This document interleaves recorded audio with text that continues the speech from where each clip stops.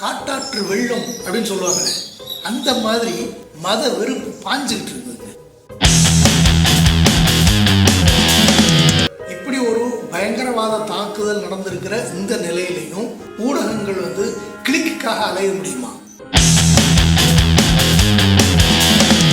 நாட்டையே உலுக்குன இந்த பயங்கரவாத தாக்குதலுக்கு பிறகு ஒன்றிய அரசு என்ன செஞ்சுக்கிட்டு இருக்குது அப்படிங்கிறது அவசியம் இல்லைங்களா?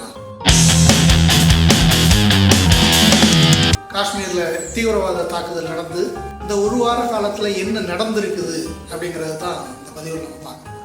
பதிவுக்குள்ள போறதுக்கு முன்னாடி இந்த காணொலியை சப்ஸ்கிரைப் பண்ணாம யாரும் பார்த்துக்கிட்டு இருந்தீங்கன்னா அவங்கள சப்ஸ்கிரைப் பண்ணுங்க அப்படின்னு கேட்டுக்கிறேன். இந்த பதிவு குறித்து உங்களுடைய கருத்து என்ன மாதிரி இருந்தாலும் அதை கீழே கமெண்ட் செக்ஷன்ல பதிவு பண்ணுங்க. அதுக்கு விளக்கம் அளிக்கிறதுக்கு காத்துட்டு இருக்கேன். இந்த பதிவு உங்களுக்கு பிடிச்சிருந்தது அப்படின்னா உங்க நண்பர்கள் தெரிஞ்சவர்கள் எல்லாருக்கும் சொல்லி அவங்களையும் பார்க்க சொல்லுங்க. லைக் பண்ணுங்க, ஷேர் பண்ணுங்க. வாங்க பதிவுக்குள்ள போகலாம்.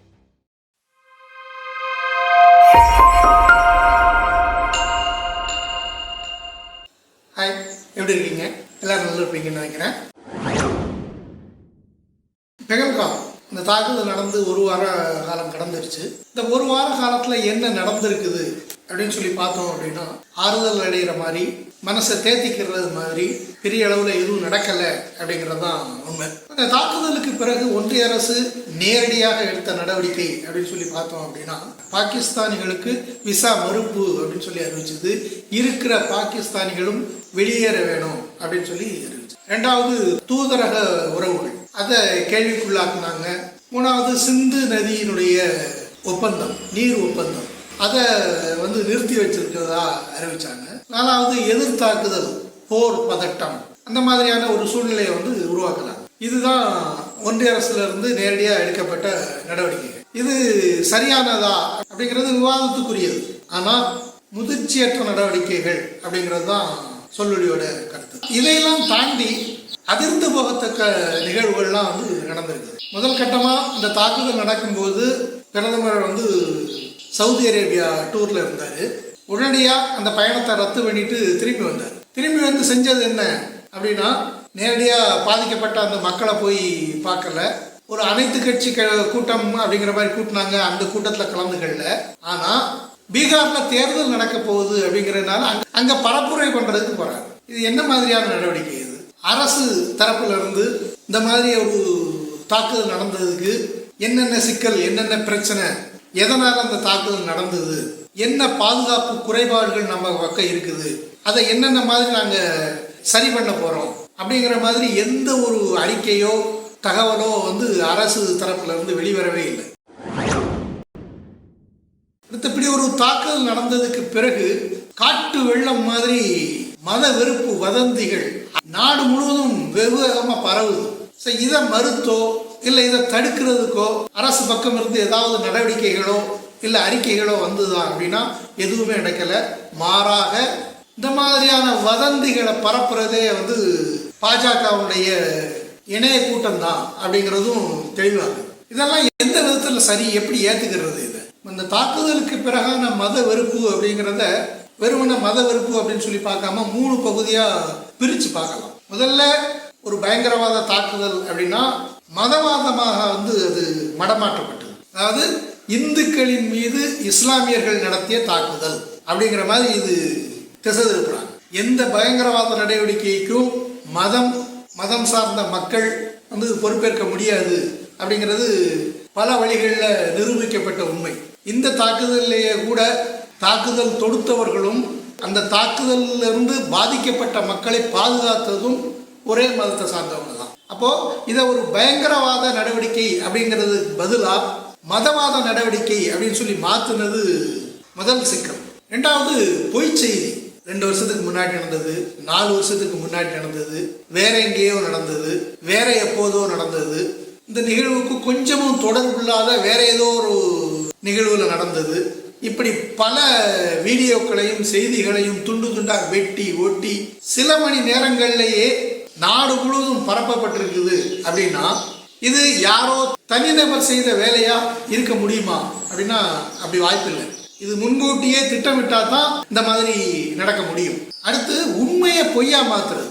எடுத்துக்காட்டா, இந்த தாக்குதலுக்கு பிறகு ஒரு குதிரை வண்டிக்காரர் தன்னுடைய குதிரை இல்லை அப்படின்னாலும் கூட காயம்பட்ட ஒரு ஆளை வந்து முதுகில் தூக்கி வச்சுக்கிட்டு அந்த மலை பாதையில் வந்து காப்பாற்றணும் அப்படிங்கிறதுக்காக இறங்கி ஓடினார். இந்த வீடியோ பரவலாக பரப்பப்பட்டது. இதில் மதம் இல்லை அப்படிங்கிறதுக்கு இந்த ஒரு வீடியோவும் வந்து முதன்மையான காரணமாக இருந்தது. ஆனால் இந்த வீடியோவை இது பெகல்காமில் நடந்தது இல்லை, ஏற்கனவே உத்தராஞ்சல் நிலச்சரிவின் போது நடந்த ஒரு நிகழ்வை இவங்க பெகல்காமில் நடந்தது மாதிரியான ஒரு தோற்றத்தில் பதிவு பண்ணுறாங்க, அது பொய் செய்தி அப்படின்னு சொல்லி அதை பரப்புகிறாங்க. அதாவது ஒரு பக்கம் பொய் செய்தியை உண்மை போல பரப்புகிறாங்க, மறுபக்கம் ஒரு உண்மை செய்தியை பொய் அப்படின்னு சொல்லி பரப்புகிறாங்க. இப்போ இந்த மாதிரியான நிகழ்வுகள்லாம் பார்க்கும்போது இதுக்கு அந்த பயங்கரவாத தாக்குதலே பரவாயில்லையே அப்படிங்கிற மாதிரி தோணுது. அடுத்து இந்த தாக்குதலுக்கு பிறகு கிட்டத்தட்ட 10 வீடுகள் வந்து இடிக்கப்பட்டிருக்கு. அதாவது இந்த தாக்குதல் நடத்துறது வந்து லஷ்கர்-இ தொய்பா அப்படிங்கிற அமைப்பு கீழே இருக்கிற ஒரு அமைப்பு அப்படின்னு சொல்லியும், அந்த லஷ்கர்-இ தொய்பா அந்த அமைப்பை சார்ந்தவங்களுடைய வீடு அப்படின்னு சொல்லி ஒரு 10 பேருடைய வீடை வந்து இடிச்சிருக்கிறாங்க. முதல்ல இந்த தாக்குதலை நாங்கள் தான் நடத்தணும் அப்படின்னு சொல்லி டிஆர்எஃப் அப்படிங்கிற ஒரு அமைப்பு பொறுப்பேற்று இருந்தது. ஆனால் அதுக்கு பிறகு இல்லை, நாங்கள் இந்த தாக்குதல் நடத்தலை, எங்களுடைய இணையதளத்தை யாரோ ஹேக் பண்ணி செய்தியை வெளியிட்டாங்க அப்படின்னு ஒரு செய்தி வெளிவந்தது. லஷ்கர்-இ தொய்பா இந்த நடவடிக்கைக்கும் எங்களுக்கும் சம்மந்தம் இல்லை அப்படின்னு சொல்லி அறிக்கை விட்டது. பாகிஸ்தான் இந்த நடவடிக்கைக்கும் எங்களுக்கும் எந்த சம்மந்தமும் இல்லை, முடிஞ்சால் நீங்கள் ஆதாரத்தை காட்டுங்க அப்படின்னு சொல்லி பாகிஸ்தான் சொல்லுது. ஆனால் இதுவரைக்கும் இந்த கேள்விகளுக்கு இதுக்கு என்ன ஆதாரம் அப்படின்னு சொல்கிறதுக்கு இந்திய தரப்பிலிருந்து ஏதாவது ஒரு சான்று காட்டப்பட்டிருக்குதா அப்படின்னா எதுவுமே இல்லை. அப்படி இல்லாமல் பொதுவாக இதுக்கு பாகிஸ்தான் ஊக்குவிக்கிற தீவிரவாத நடவடிக்கை தான் காரணம் அப்படிங்கிற ஒரு ஒற்றை வரி செய்தியை மட்டும் வச்சுக்கிட்டு எல்லா நடவடிக்கைகளும் அதை சுற்றி மேற்கொள்ளப்பட்டு விசா ரத்து பண்ணி உடனே வெளியேறணும் அப்படின்னு சொன்னதில் தொடங்கி அதில் 2 செய்தி வந்தது. ஒரு குடும்பம், ஒரு பாகிஸ்தானிய பெண் இந்திய ஆணை திருமணம் பண்ணிட்டு இங்கேயே அவங்க பல ஆண்டுகளாக குடியிருக்கிறாங்க. திடீர்னு இப்போது வெளியேறணும் அப்படின்னு செய்தி வந்ததுக்கப்புறம் அந்த பெண் என்ன சொல்கிறாங்கன்னா, எனக்கு பாகிஸ்தானில் யாருமே தெரியாது, உறவினர்களே எனக்கு கிடையாது, நான் இவ்வளோ காலமாக இந்தியாவில் தான் வாழ்ந்துட்டு இருக்கிறேன், ஒரு இந்தியர் தான் என்னுடைய கணவர், நான் இங்கே தான் வாழ்ந்துட்டு இருக்கிறேன், அப்படி இருக்கும்போது திடீர்னு என்ன பாகிஸ்தானுக்கு போன்னு சொன்னால் நான் எங்கே போவேன் அப்படின்னு சொல்லி கேட்குறாங்க. அதுக்கு ஒரு பதிலும் இல்லை. அதே மாதிரி இன்னொரு குடும்பம், அவங்க பாகிஸ்தான்லேருந்து மருத்துவத்துக்காக, தங்களுடைய குழந்தையின் மருத்துவத்துக்காக இந்தியாவுக்கு வந்திருக்கிறாங்க. அவங்க என்ன சொல்கிறாங்க, ஏற்கனவே லட்சக்கணக்கில் நாங்கள் இந்த குழந்தைக்காக செலவழிச்சிருக்கிறோம், இப்போ திடீர்னு நீங்கள் போயிட்டு நிலைமை சகஜமானதுக்கப்புறம் அங்கே திரும்பி வரணும் அப்படின்னா அதை தாங்கக்கூடிய சக்தி எங்களுக்கு இல்லை, எங்களை இருக்க விடுங்க, சிகிச்சை முடிகிற வரை எங்களை இருக்க விடுங்க அப்படின்னு சொல்லி கேட்குறாங்க. அதுக்கு சரியான பதில் இல்லை. வீடு இடிப்பு அப்படின்னு சொல்லி பார்த்தோம்னாலே ஏற்கனவே உச்ச தீர்ப்பு மன்றம் இப்படி வீடை இடிக்கிறது நியாயமான நடவடிக்கை இல்லை, சரியான நடவடிக்கை இல்லை, சட்டபூர்வமான நடவடிக்கை இல்லை, இதை உடனே நிறுத்தி ஆகணும் அப்படின்னு சொல்லி பல தீர்ப்புகள் வந்து வழங்கியிருக்கு.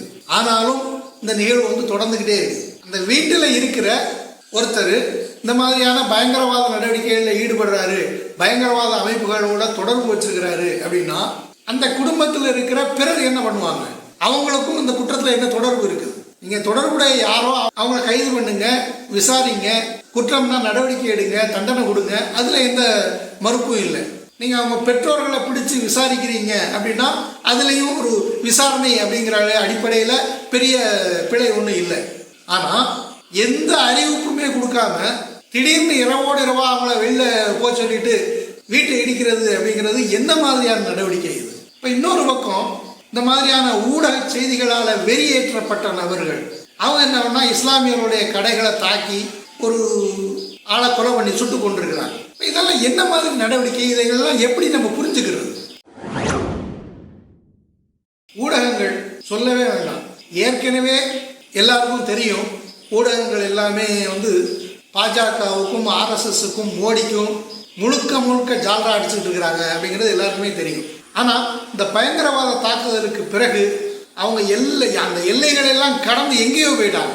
ரிபப்ளிக் டிவி அர்னாப் கோஸ்வாமின்னு ஒருத்தர் நேஷன் வாண்ட்ஸ் டு நோ அப்படின்னு சொல்லி கத்துறதையே அவருடைய தொழிலாக வச்சிருக்கிறார். அவர் தொடர்ச்சியாக வி வாண்ட் ரிவெஞ்ச் அப்படின்னு செய்தி தொடர்ச்சியாக வெளியிட்டுக்கிட்டே இருக்கிறார். தமிழ்நாட்டில் தந்தி டிவி அவங்களும் இதே மாதிரி பழி வாங்கியே தீரணும் அப்படின்னு சொல்லி செய்தி வெளியிட்டு இருக்கிறாங்க. யாரை பழி வாங்கணும், என்ன பழி வாங்கணும், ஆக மொத்தம் வெறியேற்றுறது மட்டுமே இதில் நடக்குது. நீங்கள் இந்த செய்தியெல்லாம் விட்டுட்டு யூடியூப் பக்கம் போனீங்கன்னு வச்சுங்க, ஏற்கனவே ஒரு மிகப்பெரிய போர் நடந்து முடிஞ்சு பாகிஸ்தானே சுத்தமாக அழிஞ்சு மண்மேடாக மாறிடுச்சு அப்படிங்கிற மாதிரி தான் நம்ம புரிஞ்சுக்கணும். அந்த அளவுக்கு யூடியூப்பில் செய்திகள் வந்துருக்கு. ஒரு பயங்கரவாத தாக்குதல் நடந்திருக்குது அப்படின்னா அதுக்கு காரணமாக என்ன, எந்த அமைப்பு அதுக்கு காரணம், அதை ஏன் நடந்துச்சு, அதுக்கான பின்னணி என்ன, இந்த நிகழ்வு நடந்ததில் நம்மளுடைய பாதுகாப்பு குறைபாடு என்ன இருக்குது, அதை எப்படி சரி செய்ய போகிறோம், இப்படிங்கிறதெல்லாம் விவாதிக்கவே வேண்டாமா? இதுதானே ஒரு பொறுப்பான ஊடகங்களுடைய கடமையாக இருக்க முடியும். ஆனால் அதெல்லாம் விட்டுட்டு பழி வாங்கியே தீரணும், அடி நொறுக்கு, எழுந்திருக்கவே முடியாது, ஏன் இப்படி செய்தி போடணும்? இந்த பயங்கரவாத தாக்குதல் எந்த விதத்திலையும் ஏற்றுக்கொள்ள முடியாது. எந்த குற்றமும் இழைக்காத அப்பாவி சுற்றுலா பயணிகள் திடீர்னு கொல்லப்படுறது அப்படிங்கிறது ஏற்றுக்கிடவே முடியாத ஒரு செயல் தான். ஆனால் அதுக்கு பிறகு நடந்த இந்த நிகழ்வுகள்லாம் இருக்குது இல்லையா, இது அதை விட மோசமானது.